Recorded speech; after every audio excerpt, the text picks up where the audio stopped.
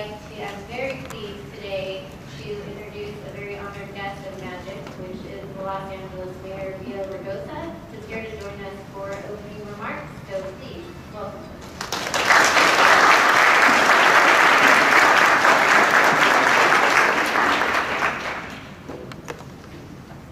I like that good short introduction to a 45-minute speech. Just kidding. Thank you for that very generous introduction. It's great to be here with some of our LA fashion leaders and folks from around the country and the world. As a matter of fact, it's great to be here with this distinguished panel. Some of you might have to meet and others look forward to hearing your remarks. And to be here with Undersecretary Sanchez is a delight because we've been working together on so many issues over the years. I want to thank you for inviting me today, and thank you for the opportunity to tell you the many things we're doing to make LA into one of the premier hubs of innovation and growth in the global apparel industry. Now, I'm passionate about the potential of LA's fashion and apparel sector, so passionate that I flew to Las Vegas in the middle of August, and in the middle of a heat wave to be here today. All I can say is thank God for air conditioning, and thank God for lightweight summer fabrics. Now, my message today to you is simple. If you want to say made in the USA, say made in LA. When people think of LA, they think of many things. They think of our beaches, and mountains, Hollywood celebrities. They think of the palm trees, our world-class museums and concert halls, our casual glamour and easygoing sense of style. Think of traffic, yes. Unfortunately, they think of that too. But people don't usually think of LA as a manufacturing powerhouse and the #1 manufacturing region in the nation. They don't associate LA with one of the most sophisticated transportation and logistics networks in the world. I was mentioned earlier today at breakfast.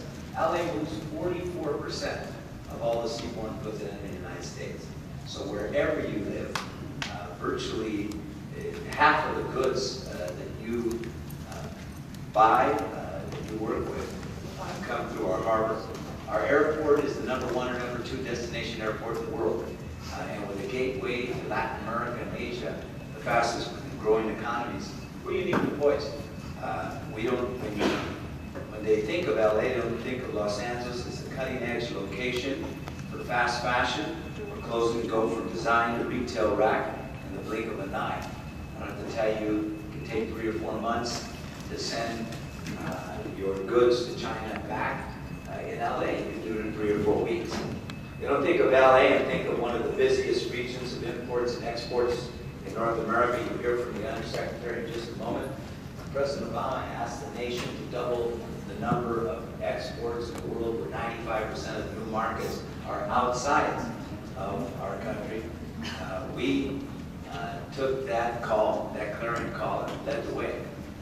And LA was the first to develop an LA Regional Export Council and plan. And when I was president of the Conference of Mayors, we've got 33 regions now focused working with the Secretary in that effort.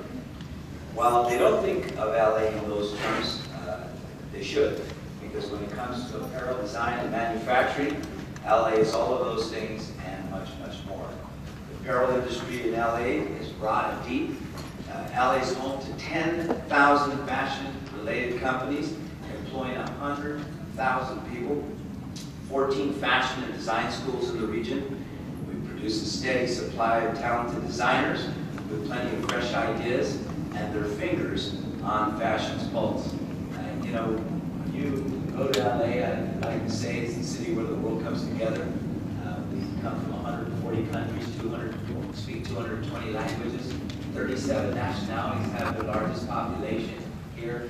When we hold the Olympics, there is a group of supporters and fans for every nation that comes to our city. And so in downtown LA, a designer can walk from, and in addition to that, every link in the apparel supply chain can be found in the LA area.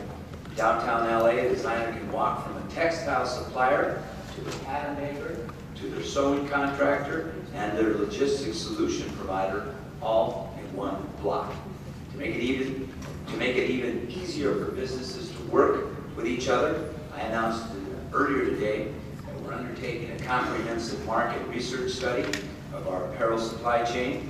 The study is the first of its kind undertaken by an American city. You'll learn more about that on the national level from the Undersecretary. And so with generous support from the Los Angeles Regional Export Council, our study will compile the first exhaustive list of every link in the supply chain: manufacturers, textile mills, pattern makers, lenders, and the list goes on and on.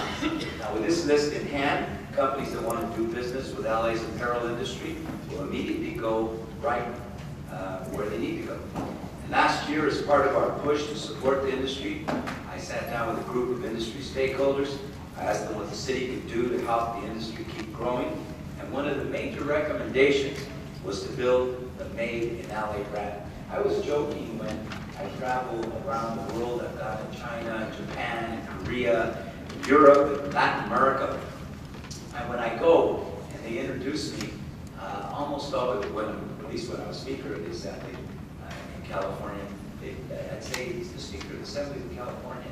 You'd see the eyes glazed over, and then I'd say, I'm from LA.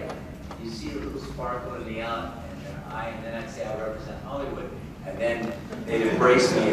And that really is what the Made in LA brand is all about. We listened to the advice of those industry leaders and established the first ever city-centric pavilion at this year's Sourcing Show. I'd like to encourage all of you to stop by. We're starting small with showcasing about 11 companies.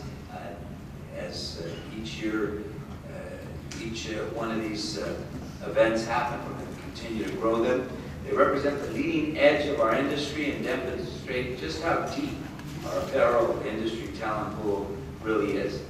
Now, we know that there's more that we can do. When an apparel business wants to locate or expand in LA, we want to make it easy, efficient, and cost-effective. So we're creating a business climate as friendly and inviting as our natural climate. We reformed our tax code to bring it in line with the new realities of our high-tech economy. We've instituted a business tax holiday for businesses that open up in LA. And now for the first 3 years, new companies don't have to pay an LA business tax. Tom's Shoes has taken advantage of the business tax holiday and brought 300 new jobs to LA.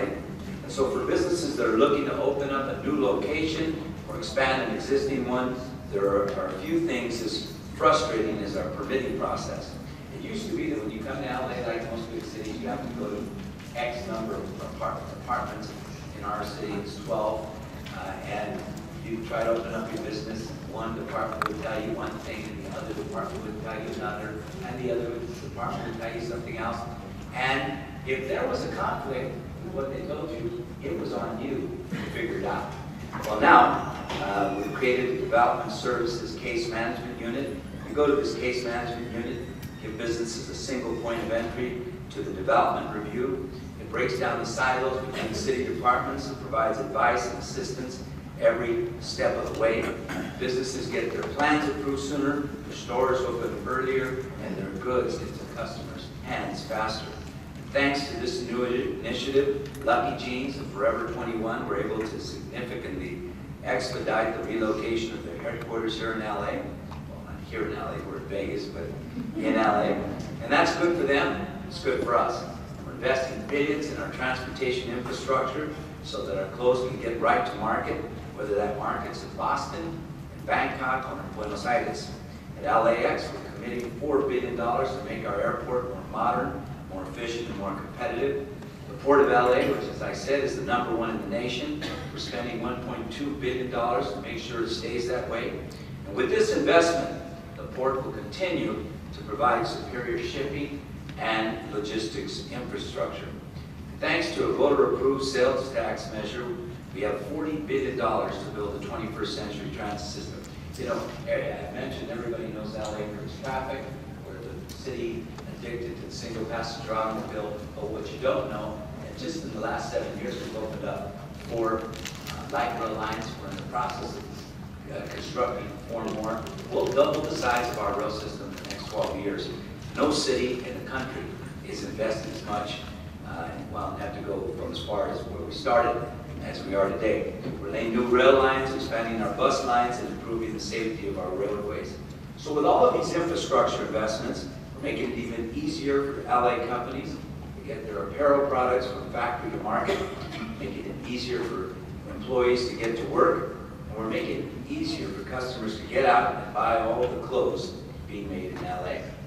And so for businesses like yours, businesses that are industry leaders, businesses that are looking to manufacture or buy onshore apparel products, LA really is the place to be. We're hard at work creating